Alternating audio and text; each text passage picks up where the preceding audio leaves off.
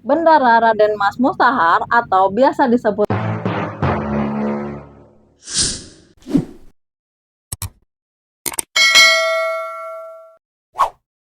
Assalamualaikum warahmatullahi wabarakatuh. Hai, kembali lagi bersama aku Fitria. Terima kasih ya kalian sudah mau klik video ini dan jangan lupa tonton video-video aku yang lainnya. Kali ini aku akan membawakan cerita tentang tokoh pahlawan di Indonesia lagi yang tidak kalah terkenal dari sosok sebelumnya, yaitu Pangeran Diponegoro. Semoga cerita ini juga menarik ya untuk kalian dan langsung saja kita masuk ke dalam ceritanya. Cekidot!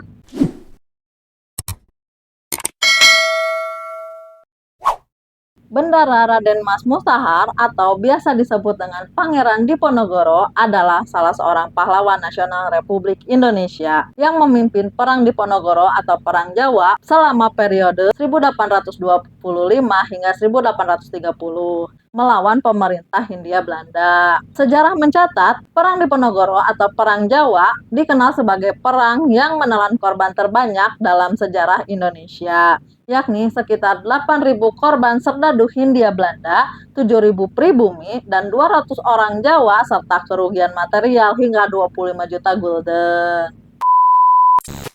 Diponegoro lahir di Yogyakarta pada tanggal 11 November 1785 dari ibu yang merupakan seorang selir Garwa Ampean bernama R.A. Mangkarawati dari Pacitan, dan ayahnya bernama Gusti Raden Mas Suraja, yang di kemudian hari naik tahta bergelar Hamengkubuwono III. Pangeran Diponegoro sewaktu dilahirkan bernama Bendara Raden Mas Mustahar, kemudian diubah menjadi Bendara Raden Mas Antawirya. Nama Islamnya adalah Abdul Hamid. Setelah ayahnya naik tahta, Bendara Raden Mas Antawirya diwisuda sebagai pangeran dengan nama Bendara Pangeran Harya Dipanegara. Ketika dewasa, Pangeran Diponegoro menolak keinginan sang ayah untuk menjadi seorang raja. Ia sendiri beralasan bahwa posisi ibunya yang bukan sebagai istri permaisuri membuat dirinya merasa tidak layak untuk menduduki jabatan tersebut. Pangeran Diponegoro dikenal sebagai pribadi yang cerdas, banyak membaca, dan ahli di bidang hukum Islam Jawa. Dia juga lebih tertarik pada masalah-masalah keagamaan ketimbang masalah pemerintahan keraton dan membaur dengan rakyat.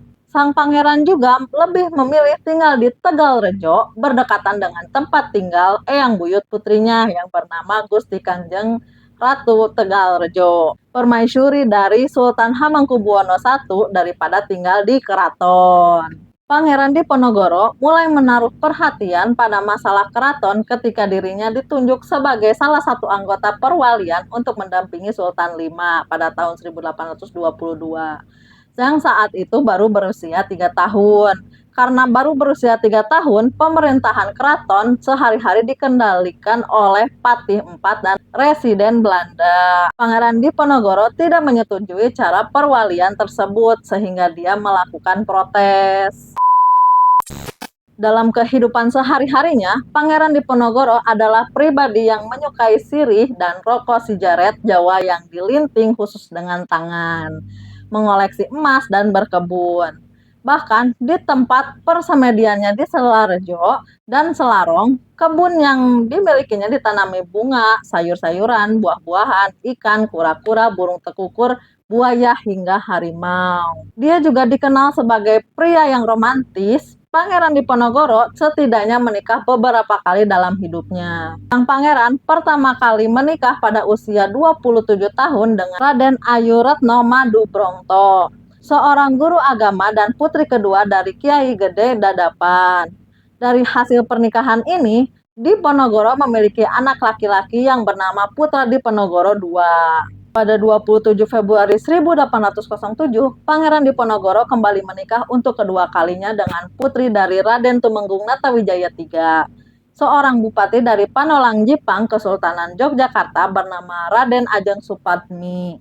Itu pun atas permintaan Sultan Hamengkubuwono III. Diponegoro kemudian bercerai 3 tahun setelahnya dan dianugerahi seorang anak bernama Pangeran Diponingrat yang memiliki arogan menurut putra Diponegoro II. Pernikahan ketiga terjadi pada tahun 1808 dengan R.A. Retna Dewati, seorang putri kiai di wilayah selatan Yogyakarta. Istri pertama dan ketiga pangeran, yakni Madu Brongto dan Ratna Dewati, meninggal ketika Diponegoro masih tinggal di Tegalrejo. Sang pangeran kemudian menikah kembali pada tahun 1810 dengan Raden Ayu Citrawati, putri dari Raden Tumenggung Rangga Pawir Sentika, salah satu istri selir. Namun, sang istri Raden Ayu Citrawati meninggal tidak lama setelah melahirkan anaknya akibat kerusuhan di Madiun. Sang bayi kemudian diserahkan kepada Ki Tembi untuk diasuh dan diberi nama Singlon, nama samarannya, dan terkenal dengan nama Raden Mas Singlon. Pangeran kembali menikah kelima kalinya pada tanggal 28 September 1814 dengan Raden Ayu Maduretno, putri dari Raden Rangga Prawiradirjo III, dengan Ratu Maduretna, putri Hamengkubuwono II. Sang istri, Raden Ayu Maduretno, merupakan saudara seayah dengan Sentot Prawiradirja, tetapi lain ibu. Raden Ayu Maduretno diangkat menjadi permaisuri bergelar Kanjeng Ratu Kedaton I pada 18 Februari 1828 ketika Pangeran Diponegoro dinobatkan sebagai Sultan Abdul Hamid. Pada Januari 1828, sang pangeran kembali menikah untuk keenam kalinya dengan Raden Ayu Retno Ningrum, putri Pangeran Penengah atau Dipawiyana II. Ketujuh, menikah dengan Raden Ayu Retnaningsih, putri Raden Tumenggung Suprawira, seorang Bupati Jipang Kepadangan, dan kedelapan dengan R.A. Retnakumala, putri Kiai Guru Kasongan. Dari hasil beberapa kali pernikahannya tersebut, Pangeran Diponegoro memiliki 12 orang putra dan 5 orang putri, yang saat ini seluruh keturunannya hidup tersebar di berbagai penjuru dunia, termasuk Jawa, Madura, Sulawesi, Maluku, Australia, Serbia, Jerman, Belanda, dan Arab Saudi. Pangeran Diponegoro juga dikenal sebagai pribadi yang suka melucu dan bercanda. Terkadang dia sangat benci dengan komandan tentaranya yang dianggapnya pengecut. Perang Diponegoro atau Perang Jawa diawali dari keputusan dan tindakan Hindia Belanda yang memasang patok-patok di lahan milik Diponegoro di desa Tegalrejo.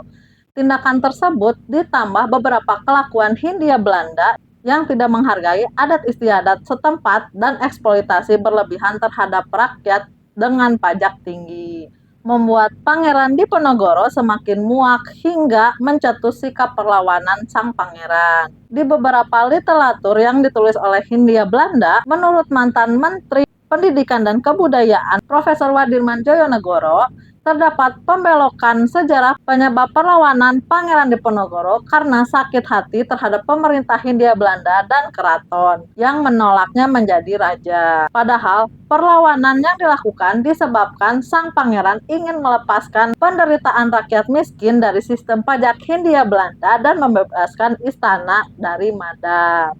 Keputusan dari sikap Pangeran Diponegoro yang menentang Hindia Belanda secara terbuka kemudian mendapat dukungan dari simpati rakyat. Atas saran dari sang paman, yakni GPH Mangkubumi, Pangeran Diponegoro menyingkir dari Tegalrejo dan membuat markas di Gua Selarong. Saat itu Diponegoro menyatakan bahwa perlawanannya adalah perang sabil atau bisa disebut perlawanan menghadap kaum kafir. Semangat perang sabil yang dikorbankan Diponegoro membawa pengaruh luas hingga ke wilayah Pacitan dan Kedung. Medan pertempuran perang Diponegoro mencakup Yogyakarta, Kedung, Bagelen, Surakarta, dan beberapa daerah seperti Banyumas, Wonosobo, Banjarnegara, Waleri, Pekalongan, Tegal, Semarang, Demak, Kudus, Purwodadi, Parakan, Magelang, Madiun, Pacitan, Kediri, Bojonegoro, Tuban, dan Surabaya.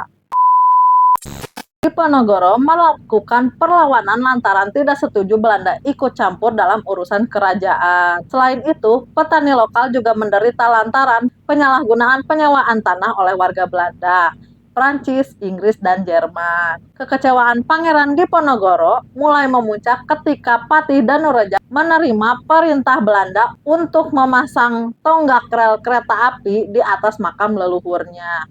Dia pun bertekad melawan Belanda dan menyatakan perang. Dalam peperangan tersebut, ada sekitar 15 hingga 19 pangeran, bahkan Diponegoro juga berhasil memobilisasi para bandit profesional yang sebelumnya ditakuti oleh penduduk pedesaan. Meskipun hal ini menjadi kontroversi. Pada tahun 1827, Belanda melakukan perlawanan menggunakan sistem benteng sehingga pasukan Diponegoro terjepit. Satu persatu para pemimpin gugur dalam peperangan tersebut. Pada akhirnya, di tanggal 28 Maret 1830, Jenderal de Kock berhasil menjepit pasukan Diponegoro di Magelang. Di waktu itu, Pangeran Diponegoro menyatakan bersedia menyerahkan diri dengan syarat sisa anggota laskarnya dilepaskan. Belanda pun menyetujuinya, kemudian menangkap Pangeran Diponegoro dan mengasingkannya ke Manado. 3 tahun berjalan, Pangeran Diponegoro kemudian dipindahkan ke penjara benteng Fort Rotterdam, Makassar. Di dalam penjara, Pangeran Diponegoro tidak hanya berdiam diri saja untuk menunggu ajalnya, tetapi dia mulai menyusun 2 naskahnya yang berjudul Sejarah Ratu Tanah Jawa dan Hikayat Tanah Jawa. Pangeran Diponegoro berada di penjara hingga akhir hayatnya. Saat meninggal, Pangeran Diponegoro tidak dipulangkan ke kampungnya.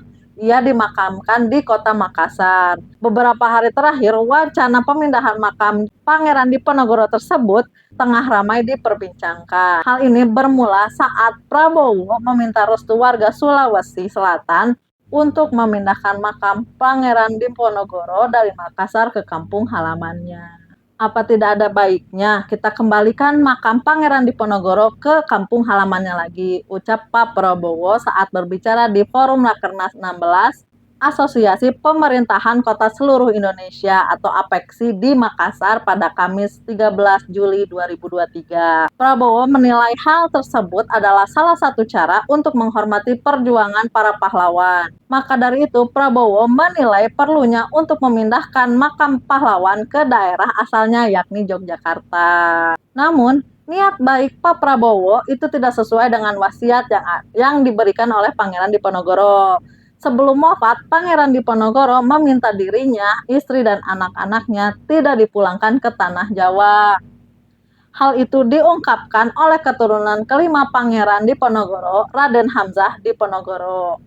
Dia mengatakan bahwa Pangeran Diponegoro telah memilih Makassar sebagai tempat ia dimakamkan. Demikianlah pembahasan tentang Pangeran Diponegoro. Semoga informasi ini dapat menambah wawasan sejarah kalian. Terima kasih ya sudah nonton sampai akhir. Jangan lupa like, comment, dan subscribe biar aku tetap bisa cerita banyak hal lagi bersama kalian. Sekian dari aku Fitria pamit undur diri and see you in the next video. Assalamualaikum warahmatullahi wabarakatuh. Bye-bye.